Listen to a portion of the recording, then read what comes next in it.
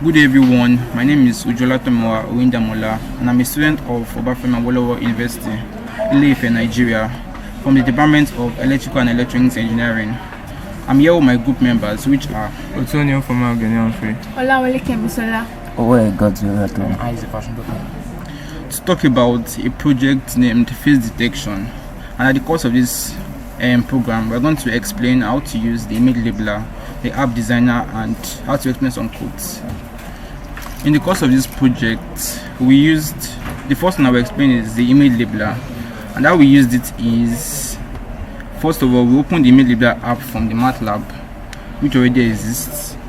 Then so as I was saying, the first thing we use when we come to this image labeler app is we first load the image, which we've already done here. We're just taking two examples just for explanation, and after that we'll go to label. Okay, yes, then you set the name for the label. So for this example, use face. Okay, then on your images, the images you're on the screen, you identify that these ones are pictures. Okay, now for this image, this is the face. Then we go to the next image and we highlight the face, and after this we export our labels, which we transform into a data called gtruth. We save to a file. Since we already saved it, we're not going to do it again. That's just for explanation. So that's all for image labeling. So after that, we imported, after the image labeling, we write a code to train the model to understand what it is. Now our files, the labels we've made before in the image labeler has been saved into a document, has been saved into a table called gtruth under a name face, because that's the label name we put. So in this train model, the first thing we did is we loaded our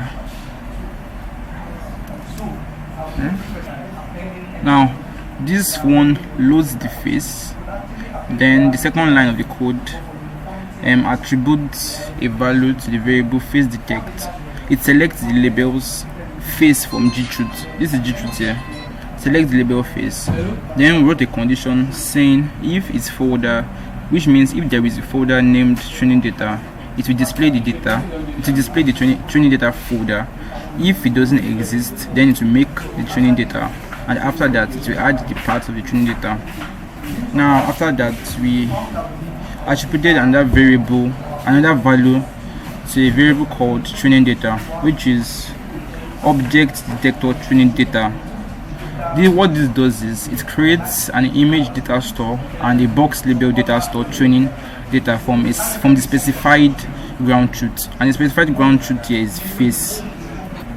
And then we used the train ACF object detector, and what this does is it returns a trained aggregate channel features ACF object detector. This function uses positive instances of images or objects in images given in the training data table, which is our ground truth here, and automatically collects negative instances from the image during training. I hope that's clear. So after that we saved our detector math, which is the training that we just finished doing, into detector, which will be our new model. Also we repeated this training for both eyes, mouth, and nose. This way we trained the eyes, and this way we trained the mouth, and this way we trained the nose. Each one using image labeler again to label the nose part of an image. So after this, what we did is, after that we used app designer. It's also part of an apps of a designer app in Matlab, which is used to create GUIs, Matlab GUIs. So the first thing we did is, this one is very easy to use, the app design is very easy to use.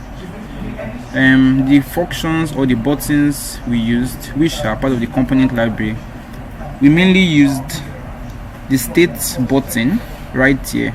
We dragged and drop. That's just an example, but I'm going to delete it since we've created our program already.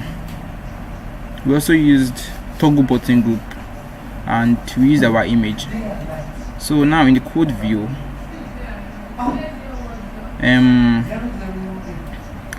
for the toggle group, we created a function named switch pictures button group selection group, which would just identify that when each button is clicked, it changes the image here to another image.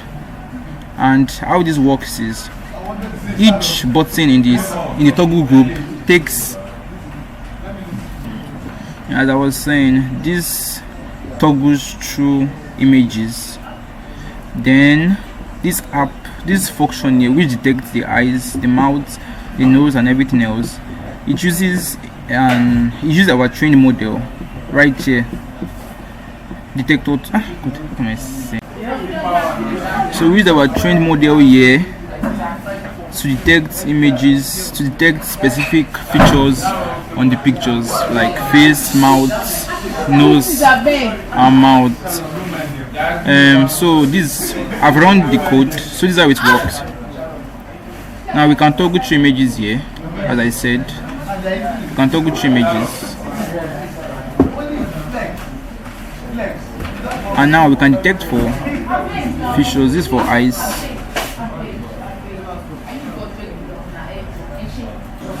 So here it works for the eyes, and we test for mouth. It works for the mouth. We test for the nose. It works for the nose, and we test for the face. It also works for the face. Now this same thing works for each and every picture here, but there will be no time to show you that. You can test it out, so I'll show you that now. And so here we used the Jones algorithm to right here vision does cascade update detector with an inbuilt model called classification model. We used to detect images on the faces of the webcam. Understand? Because the webcam is displaying image, is displaying a video, sorry. So the vision does cascade update detector detects specific features on the video. So we repeated this same thing for mouth, for the face and for the nose. And so let's run it and check what happens. So this is what happens.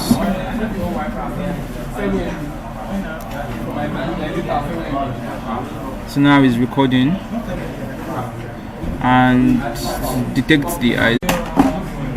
For the second one, we used for the nose. Let me show the camera. Okay, now we'll test for the face.